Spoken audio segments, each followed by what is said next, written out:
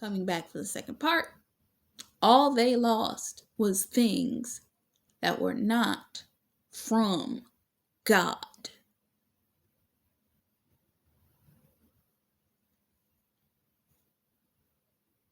Anything not from God could not be kept. So God had to wring them out, wring the stuff out, and take everything away.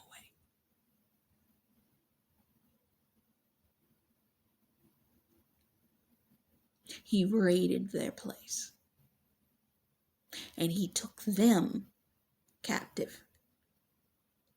But when they had to go before the judge, guess who was their attorney? You. Guess who was the one that needed to stand in the gap to take their chains off of them, their shackles, those things? You. They didn't get a heavier sentence that they could have gotten, that everybody else was going to get, due to guilt by association. They got on part-time. Part of it. They still had to deal with and be dealt with. But they got early time served because you stood in the gap.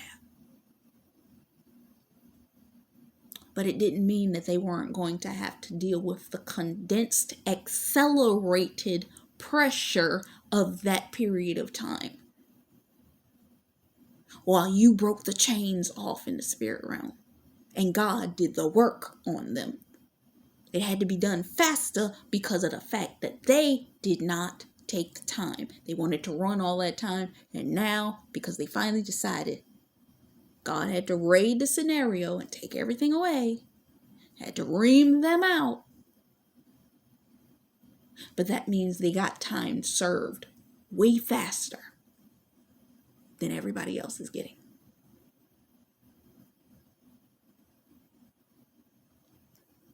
So getting back to the MacGyver episode,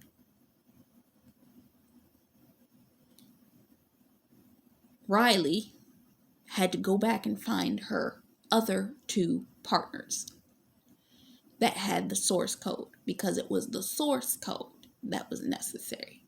Now, it was one girl that she had made a life for herself. She had become a major financier in certain markets of trade and what have you. So she was living a life. The other one had gotten involved in something, she was living her life in a different manner, but it wasn't criminal particularly. And they came and got both of them. When they got the first one that seemingly was living an okay regular life, she came back and she was like, I had the code, but I didn't have that. And I didn't do anything in relation to the other thing. So they ended up finding out that it was the other girl that they needed to talk to. She had the part of the code that they needed in order to reset the system. God is taking us through a supernatural reset. God did not cause what happened to us 3 years ago in 2020. But it don't mean he didn't use it to his advantage. There were people that came to God quicker and faster during that season and in these years to follow than ever would have if things just kept on going in the direction that they were going in.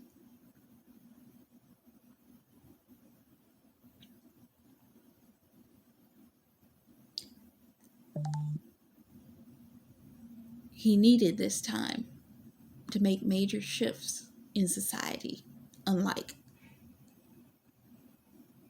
anything that we'd ever seen. Because the world is going to hell in a handbasket if you haven't noticed. But you see, the enemy always tries to get ahead of God. But because of that, what did we talk about in It's a Wrap? The devil gets cocky. He shows his hand ahead of time because he thinks he's in control. But he never was in control. God knew when he was going to do what he was going to do. He knew how he was going to do what he was going to do. He was just waiting because he knew that the enemy, if you outweight the devil's gonna get impatient and he's gonna jump. That's why he tries to get you to jump first. Because if he can get you to jump first, then you get disqualified, then he jumps, it doesn't look so bad, seemingly. But God knows what he's doing.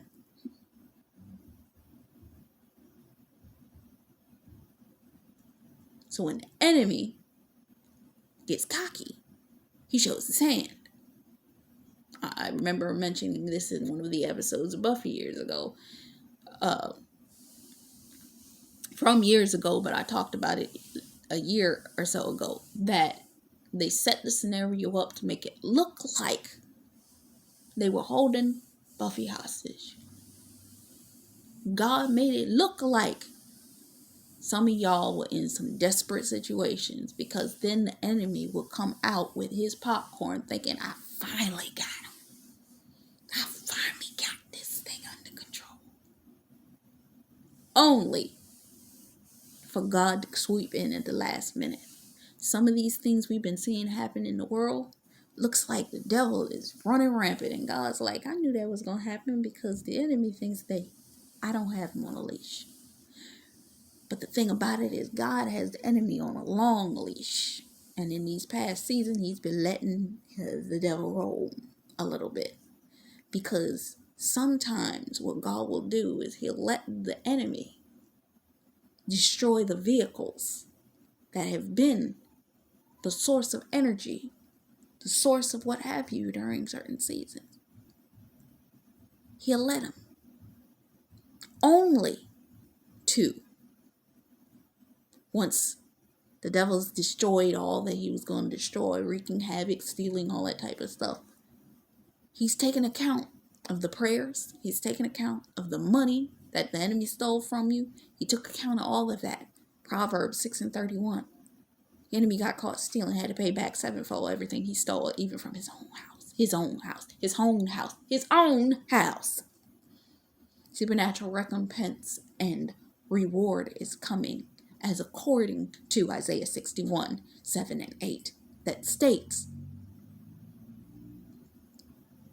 you are going to be richly rewarded for all that you had to go through. God allowed that thing to transpire the way he did, including James 5, I believe it's 5:15. It's 5:13 through 15, let's put it that way, where he talks about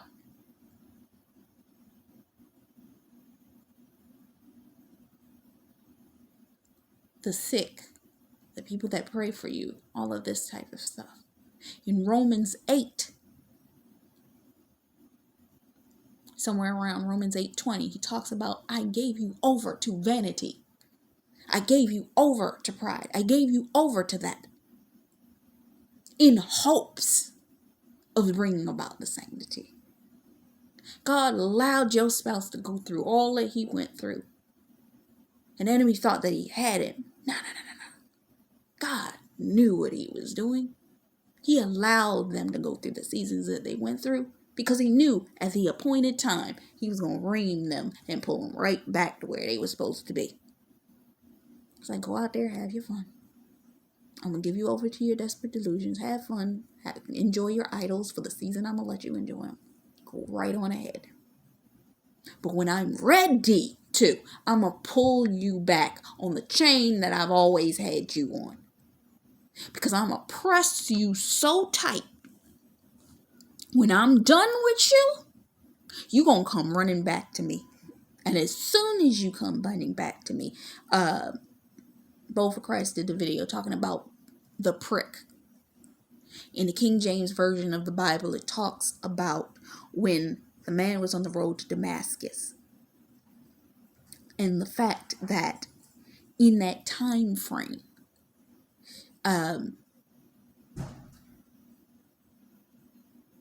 he was, in one of the versions, the specific line talks about the prick. A prick is a needle that a farmer will put into its whatever it is that it's trying to steer. And it's almost like When it goes the wrong direction, the farmer pushes that needle in. If it tries to fight against it, he pushes it in even deeper, is what she was talking about. Your God ordained spouses fought against these things and ended up getting that needle. We all know the scripture where Paul talks about, when are you going to take this thorn out of my side? And God said, I'm not going to take the thorn out, but I am going to pray for the hope of your faith to go through it. The Lord has allowed your spouses to go through it. And they're going to come out on the other side. Yeah, they're going to come out on the other side. Okay? They're coming out. And they're going to come out healed. They may not quite be all that whole because they're still dealing with it. And they're going to be bruised. Jacob came out with a limp. But God allowed that for their healing process. They needed to heal, be made whole, sanctified in God again.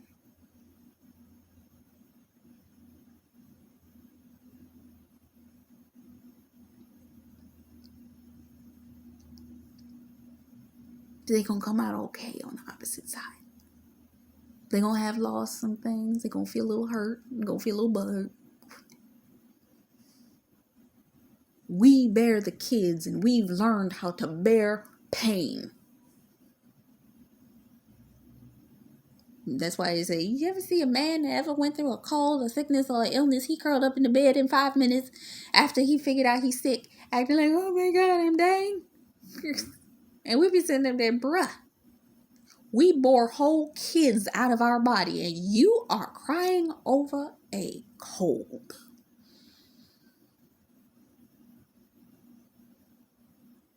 That's why we made it through our season looking like nothing happened. But we was pressed beyond the telling of it. But we came out with no smoke. But our God ordained spouses, they going through it, and they looking like they going through it. Which returns me back to MacGyver. MacGyver had to go because once they found the source code to turn the power grid back on, they needed to go to each location in the city that had the major grid and turn it back on by putting the code into the system manually. But when they got there, they found out that there was a system issue that was a lockout. That when as soon as they put the code in, it caused a different failure of a different kind. So they had to stop it immediately and halt the code. Sometimes the enemy puts a fail safe in the case that he thinks that God's not going to be able to stop that one. Well, just in case you stop the first thing, maybe I'll put something in there to make sure that you can't stop the second one. And God's sitting up there like, oh, you think you cute by thinking that you're smart enough to override me? For real? You're so cute with that. Anybody else notice how with CVD, there was strain 1, 2, 3, 4. I don't know which one we're on now.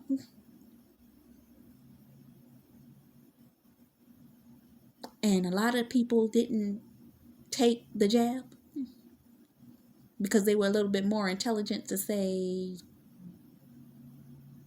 I'm not putting something in my body I don't want to put in my body.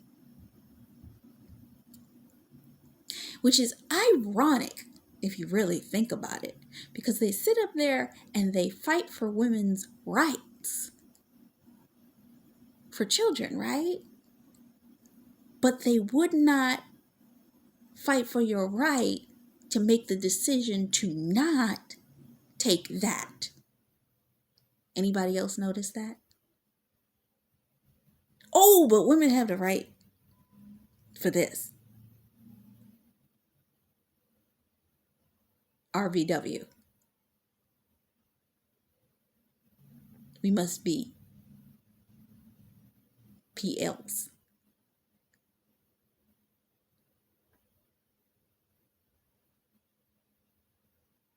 But we didn't have that when everyone was screaming about the fact that they didn't want to take the jab.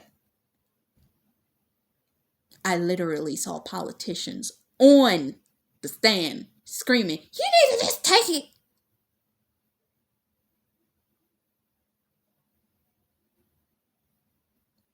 But now we must be pro this. Now we must be pro that. It only works when it's what they want, not when it's when it helps you. Think about it. Think about it.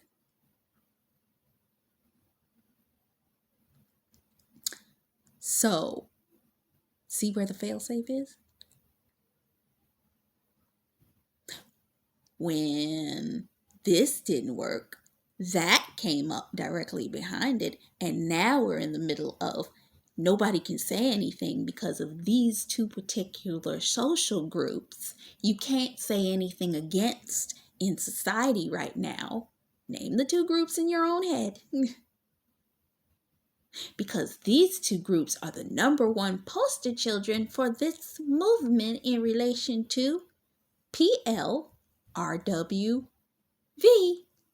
or RVW, AR.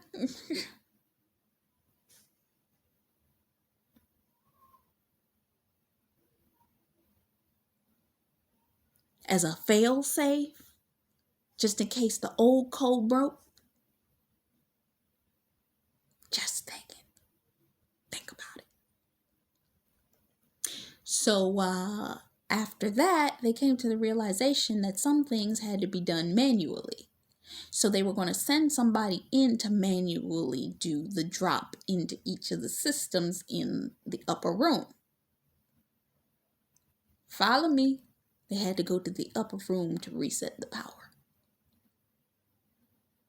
The government sits on God's shoulders. So how are you going to get the answer without going to the upper room?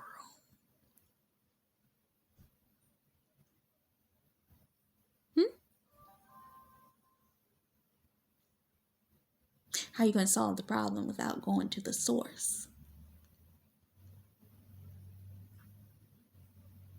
So they ended up having one guy. They were like, okay, well, I'm going to go do it for you. I'll go in the system. And they were like, yes. And they knew that he go in there and that's going to take care of it. And he put on the safety suit and went in the room. And they were like, but there was a problem.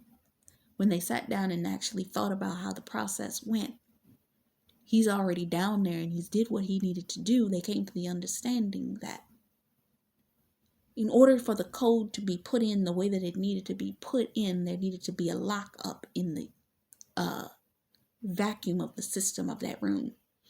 And when that happened, that means all the oxygen was going to be taken out of that room. And the person that was left behind was going to die. And they couldn't even tell him. There are people that when this thing goes down that God's doing, because God's out there and he's in the midst of it, he's allowed to be led into certain traps. Remember the taken statement I always give you of the 3 rules? I give you the instruction. I position you. Then I take it back. There are people that God allowed to be used by the enemy to be positioned to get things in order.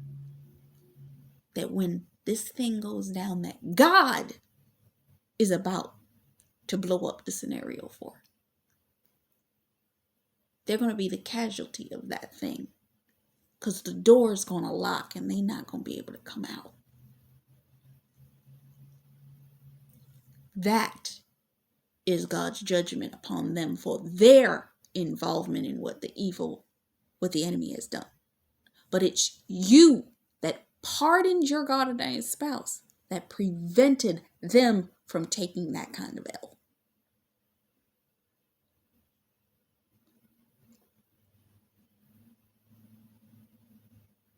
So there was something else that was being done. They ended up finding out who the coder was, and the coder truly ended up being Riley's friend that was involved with the financial planning. And she was the last one they expected because she had the job, the family, the kids, the this, the that. She got the perfect life. And it's like, it was you. And she was like, I did it because of XYZ. MacGyver had to come out there, and he ended up fighting with the guy who was running the thing with her. And he ended up beating that guy darn near to a pulp because he was still dealing with the loss of his father. Some of your God-ordained spouses are going to come out and still be dealing with things, and God's going to have to push them into their new. And it's you being their grounding rod, their anchor, is going to keep them from losing it on certain things because of the speed God's taking you into these things. And you're going to have to trust. There's certain wisdom that God allowed them to get in the time frame that they were in the world, the way that they were in the world. But they're going to have to decipher when that's necessary to be used. And you're going to have to trust them when God tells them to tell you certain things. Even if some of that stuff you're not going to want to hear.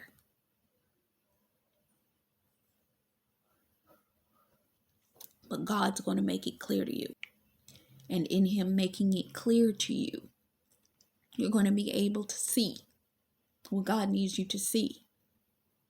And some of them are still dealing with it. And however it is that they need to get that emotion out, as long as they ain't hurting another human being, you help them through that. Whether it be exercise, whether it be talking with them, whatever it is, y'all intimate time together. The marriage bed is undefiled. Let that man pour into you what he needs to pour into you. Because you're going to be part of their healing process too.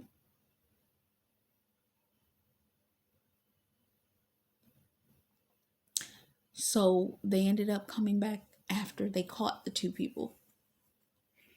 But she came to the realization when it came down to the computer that the computer screen got busted in the middle of the fight, and she couldn't make out nothing on the screen. And she's like, oh my God, I can't do anything with this.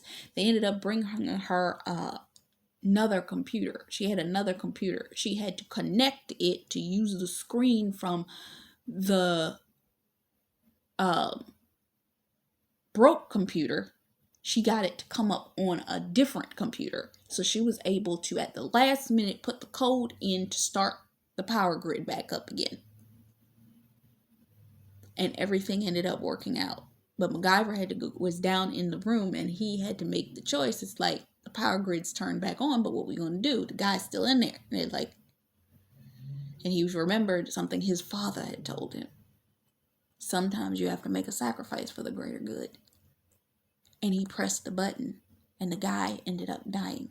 And the sad part about it is he heard that man's story about his family and his kids and how he couldn't wait to get home that day.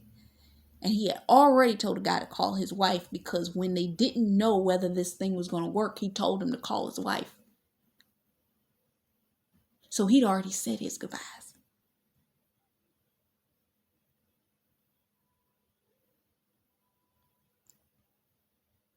Which is reminding me of this. In the scripture, it talks about Elisha.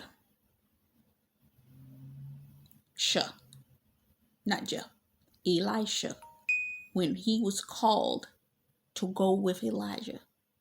And he said, if I go up,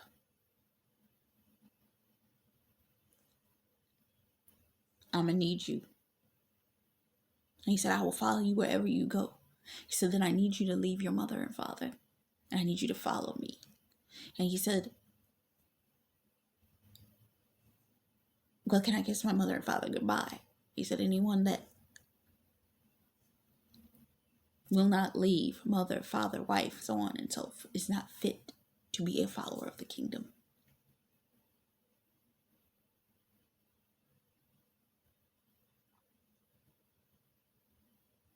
Remember, Elisha had to go burn the yoke of oxen and anything else that was holding him in place.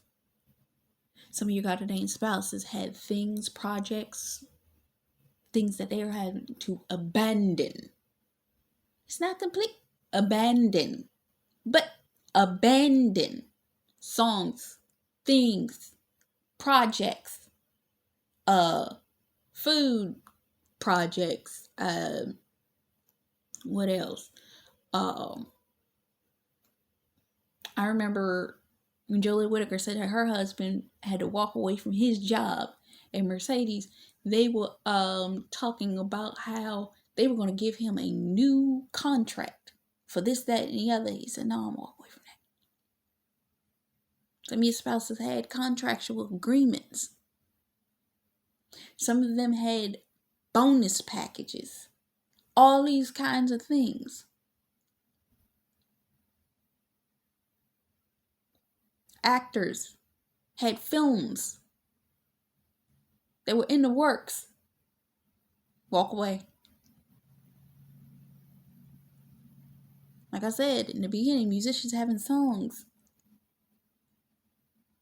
Realtors still had houses in their portfolio. Walk away. It was just about to broker that. Walk away.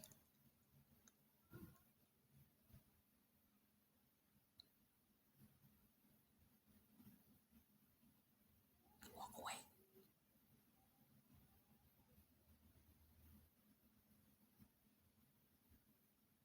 The guy ended up dying. The grid ended up getting turned back on. There's going to be casualties to the process of God getting the reset complete. But there needed to be a foundational reset of this world, and it's never going to be what it ever was before 2020. You're never going to be able to have what you had thought that you have. Things are shifting in a way that you never understand or ever will understand again. And you and